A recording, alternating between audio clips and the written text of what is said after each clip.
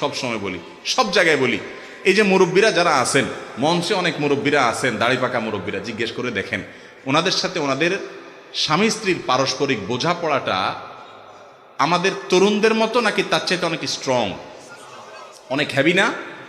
আজকাল তরুণদের দেখবেন সকাল বিকাল ঝগড়া লাগে, আজকে বিয়ে করেছে 6 মাস পরে ভেঙে গেছে, 3 দিন পরে দরবার হয়েছে, 6 দিন পরে মামলা হয়েছে, 10 লাখ 20 লাখ 50 লাখ মহর ধরে কেন, যাতে বিয়ে না ভাঙে, তবুও ভাঙে না, এত টাকা দিয়েও বাদ দেওয়া যায় না, ছুটে যায়।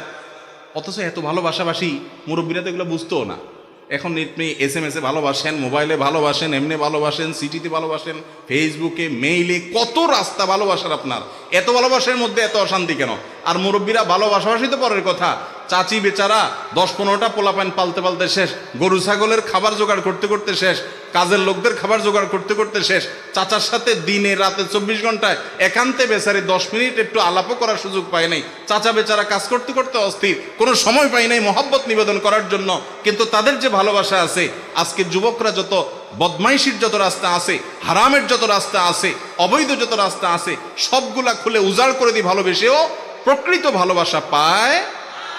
এখন যুবকদের সে ভালোবাসা হলো মেড ইন চায়না, টিকে না, ঠিক না? কেন?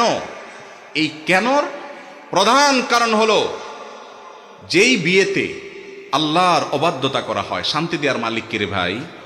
সে আল্লাহ তো শান্তি দিবে না। এই জন্য আমাদের বিয়েতে কোনো অনাচার হবে না, হারামের কাজ হবে। শহর তো শহর, গ্রামও এখন শুরু হয়েছে। বিয়ে উপলক্ষে যে ডেক সেট আনা হয়, ধুমধাড়াক্কা পিটাপিটি হয়, হার্টের রোগী এ আওয়াজে তার কষ্ট হয়। হ্যাঁ, রাত বিরাত আপনি প্রতিবেশীদের কষ্ট দিচ্ছেন কেন? কি হচ্ছে? বিয়ে হচ্ছে।